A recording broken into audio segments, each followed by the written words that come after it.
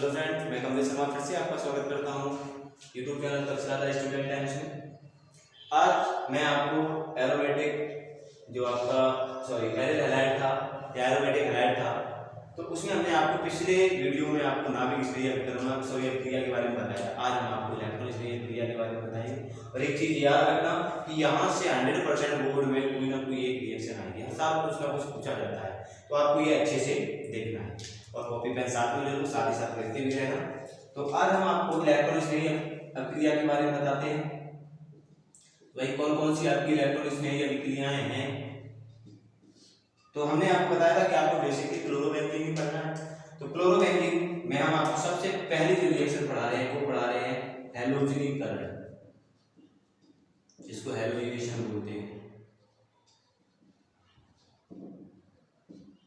हैलोजनीकरण की बात करें तो हैलोजनीकरण में क्या होता है कि जो आपका क्लोरोबेंजीन है, हमने कहा था कि आपका मुख्य कंपाउंड जो है वो क्या है, क्लोरोबेंजीन। तो हमने आपका क्लोरोबेंजीन लिया।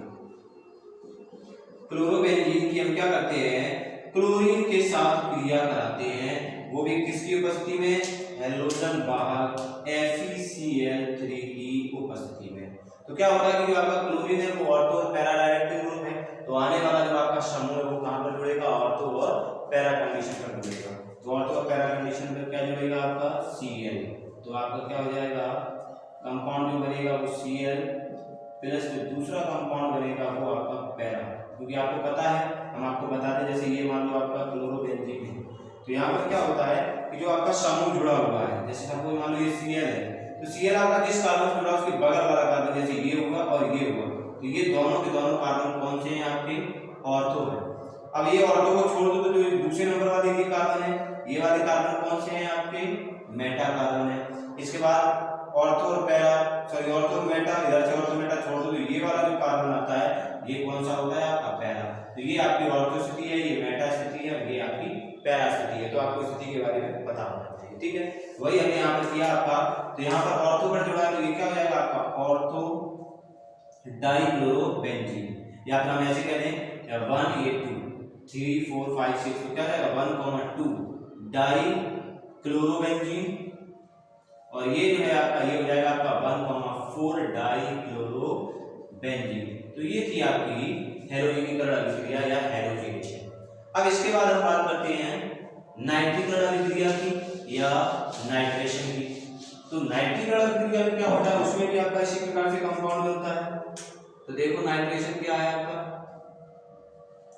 नाइट्रेशन में क्या हो जाता है कि जो आपका क्लोरोबेंजीन है ये, अब इसकी क्रिया हम कराते हैं किससे, नाइट्रेटिक मिक्सचर से।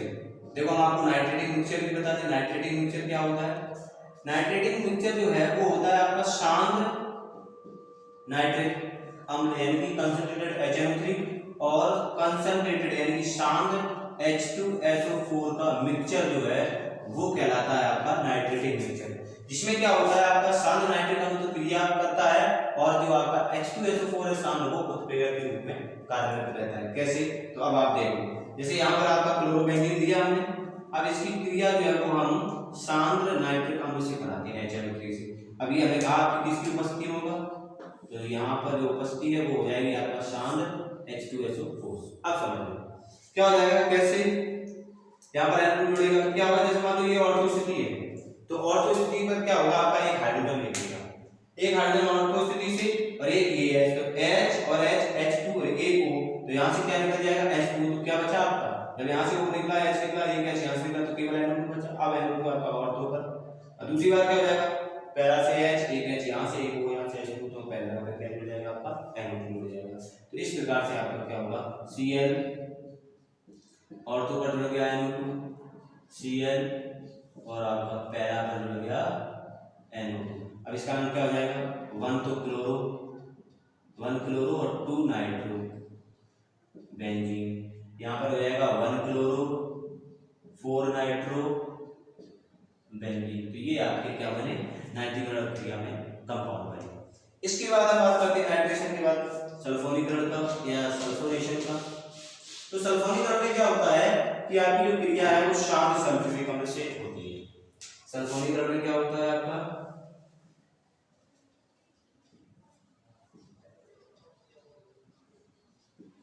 सल्फोनीकरण। तो आप क्या करोगे, क्लोरोबेंजीन लोगे, इस प्रकार से आपने क्लोरोबेंजीन ली और आप उसकी क्रिया किससे कराओगे, सल्फ्यूरिक अम्ल से। तो आपने लिया H2SO4, ध्यान दीजिएगा आप शब्दों में H2SO4 को भी प्रयुक्त कर सकते हैं। अब क्या हो जाएगा, अब देखो यहाँ पर यहाँ से तो H2O निकाल लो, 2 H और 1 को निकाल दिया तो आपका SO3 बचा। अब मान लो ऑर्थो को जोड़ोगे तो जो वहां पर जोड़ेगा तब जब आप H निकालोगे तो वो वाला H और ये SO3 आपको क्या करना है, जोड़ना है। तो इस प्रकार से आपका क्या हो जाएगा, ऑर्थो पर SO3H और पैरा पर SO3H जुड़ जाएगा। तो इसका नाम क्या हो जाएगा, ऑर्थो क्लोरो बेंजीन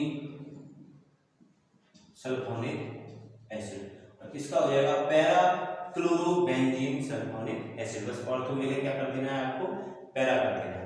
तो ये थी आपकी सल्फोनेशन या सल्फोनीकरण अभिक्रिया। अब इसके बाद हम आपको क्लोरोबेंजीन की फ्यूजल क्रिया के बारे में बात करते हैं। तो भाई फ्यूजल क्रिया क्या है, तो जब इसकी फ्यूजल क्रिया क्या होगी, तो फ्यूजल क्रिया जो है वो आपकी 2 प्रकार से होती है। फ्यूजल क्रिया जो है वो 2 प्रकार से होगी आपकी। एक बार तो क्या होता है कि आप यहाँ मेथिल क्लोराइड ले लें, मतलब कोई एल्किल हैलाइड ले लें, और ये अभिक्रिया किसकी उपस्थिति में होती है, निर्जल AlCl3 की उपस्थिति में। इसको आप इस प्रकार से लिखें, मेथिल क्लोराइड को ब्लैक से लिख लो जिससे आपको याद रहे, जो रेड कलर से लिखा है ये आपका उत्प्रेरक है। इसी प्रकार से यहाँ पर क्या होगा, दूसरी रिएक्शन में क्या होगा, अगर आप एल्किल हैलाइड से नहीं कराना चाहते हो तो आप एसिटिल हैलाइड से करा सकते हैं। एसिटिल हैलाइड का मतलब हो जाएगा, सपोज मान लो ने एसिटिल क्लोराइड ले लिया CH3COCl, इससे करा दो, और इसमें भी आपका जो उत्प्रेरक होगा वो वही होगा, निर्जल AlCl3 एल्यूमिनियम क्लोराइड। अब देखो क्या हो जाएगा, उत्पाद क्या बनेगा, तो इसकी ऑर्थो से और पैरा स्थिति से क्या निकलेगा, H, और यहाँ से Cl, तो यहाँ HCl निकलेगा और यहाँ भी सेम HCl निकलेगा।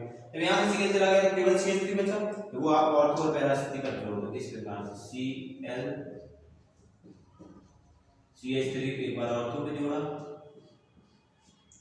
एक बार हमने आपका पैरा पे जोड़ा, तो ये आपका ऑर्थोक्लोरोटालुइन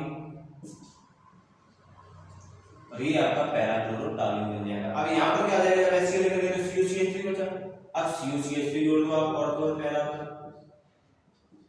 तो ऑर्थो पर हमने COCH3 जोड़ दिया, एक बार हमने आपका पैरा स्थिति पर COCH3 जोड़ दिया, तो इसका नाम है ऑर्थो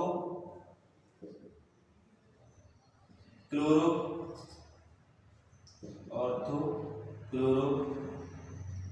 एसिटोफिनोन, इसका नाम हो जाएगा पैरा क्लोरो एसिटोफिनोन।